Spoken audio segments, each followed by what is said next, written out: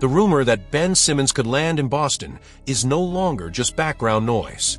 It has shifted into something far more intriguing, a storyline that feels like it could reshape the way we look at the Celtics in the short term and maybe even beyond.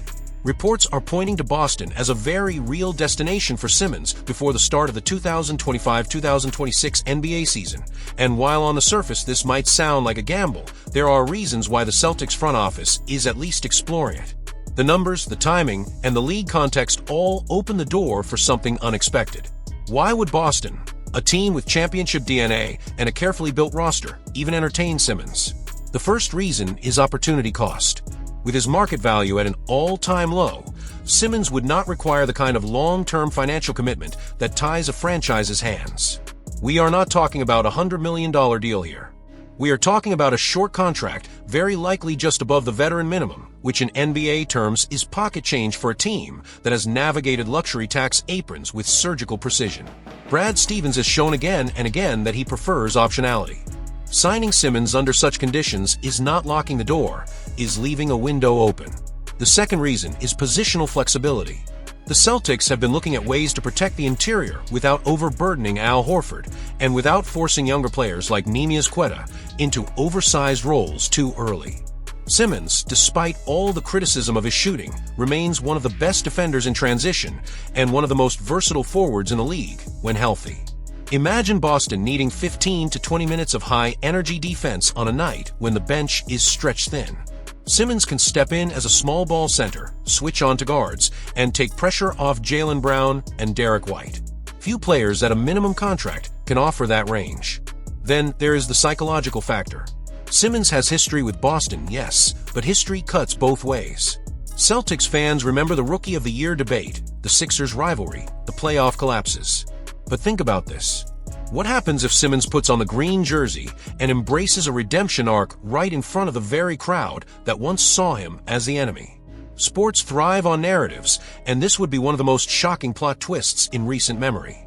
The first overall pick of the 2016 draft, once cast aside and mocked, now playing alongside the third overall pick of that same class in Jaylen Brown. The irony itself is powerful, but the potential emotional payoff is even greater. League insiders are already whispering that Simmons is physically in Boston. Ryan Rosillo, who has deep ties to the New England sports scene, casually dropped the line, "He's in Boston now," during a podcast.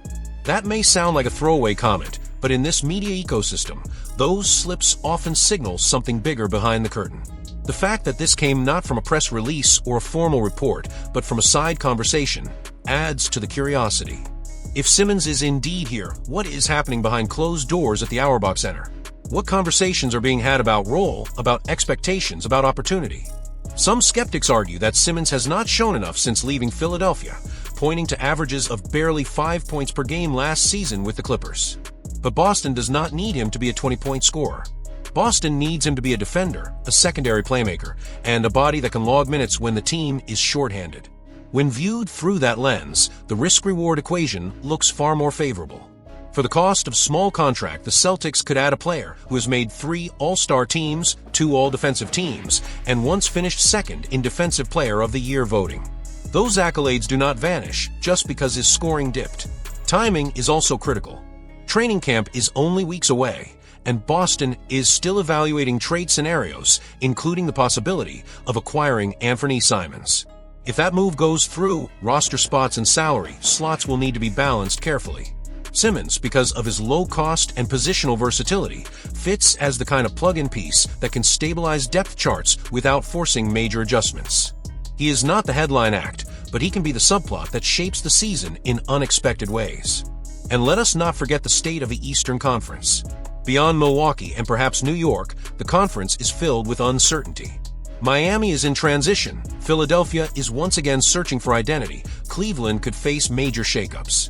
In that environment, a small move like adding Simmons could have ripple effects larger than the surface suggests. If he contributes even 10 strong minutes a night in the postseason, that could swing a series. So the question becomes less about whether you like Simmons or not, and more about whether you can see the logic in a high-reward, low-risk experiment. He would not arrive as a savior, but as a test, a variable, a wild card. Sometimes the smallest changes in roster construction end up writing the biggest chapters in team history. If Simmons truly signs in Boston, it will not be because of nostalgia or desperation. It will be because the Celtics saw an opening, a chance to take a once polarizing figure and give him a stage where he could rewrite his story. And in a season where expectations are being recalibrated, that possibility alone is enough to make fans stop, think, and wonder what this team might look like when the games begin. Boston finds itself in one of the most fascinating crossroads in modern NBA history. While the basketball world looks quiet on the surface, the silence is deceptive, hiding tremors that could reshape the Celtics' legacy for decades. Behind the calm of the offseason, decisions are being prepared that involve billions of dollars, political battles, city infrastructure, and the symbolic heart of the franchise. The future is not just about which free agent joins the roster or which draft pick develops. It is about where the team itself will play and how ownership intends to position the Celtics in the next era of basketball. The new ownership group spent nearly $7 billion to acquire the franchise, a number so staggering that it demands long-term planning beyond roster moves. When you pay that much for an NBA team, you are not just buying a chance at banners, you are buying influence, visibility, and a responsibility to generate sustainable value. What makes this story even more surprising is that the Celtics do not control TD Garden. That building, with all its concerts and concessions, generates revenue that flows primarily to the Bruins. It means that as iconic as the parquet floor is, Boston's new owners are building their empire on land they do not fully own. The natural next step is obvious, yet terrifying: the creation of a new arena. Where will it be, and what would that mean? The debate is far from settled. Moving outside of Boston proper would trigger comparisons to the Patriots' relocation to Foxborough, where access is difficult and the soul of the city feels distant.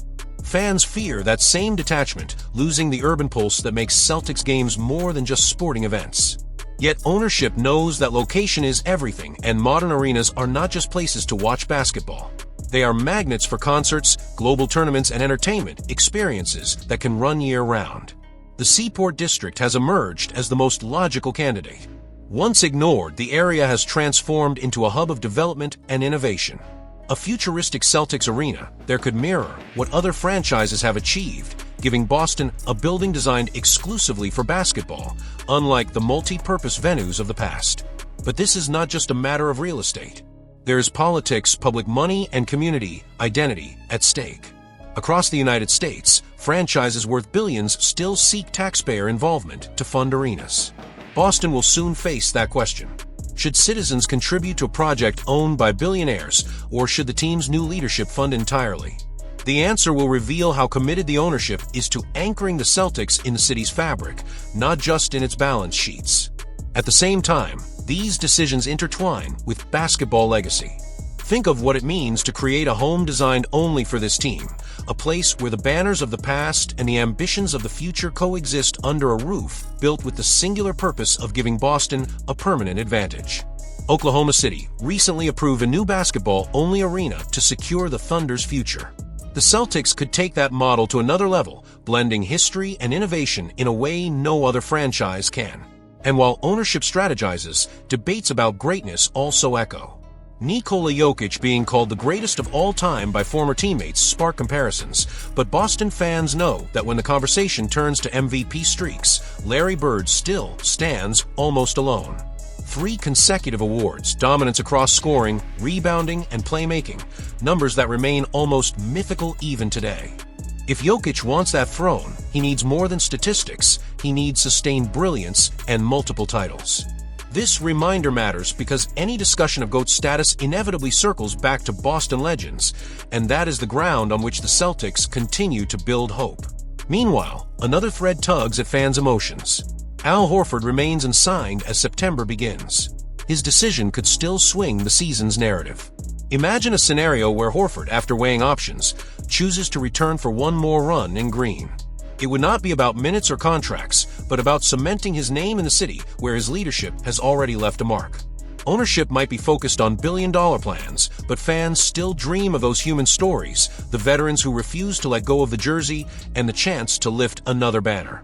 So here we are, waiting to see if the new owners keep the Celtics' heart in Boston's core or move it elsewhere. Waiting to see if legends like Horford write one final chapter. waiting to see if the GOAT debates ignite a new fire in young stars like Tatum and Brown, who understand that this city measures greatness in banners. The offseason may look like a dead zone from the outside, but in truth, this is one of the most alive moments in franchise history.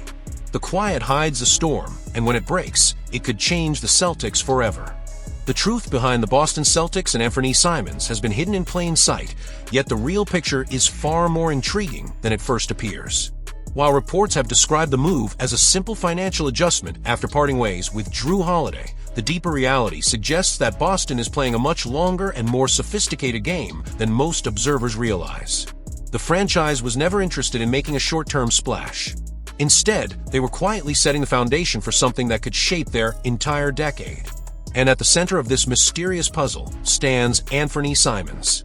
Why did Boston target a player whose archetype seems to be losing favor in today's league, a score-heavy guard with defensive questions?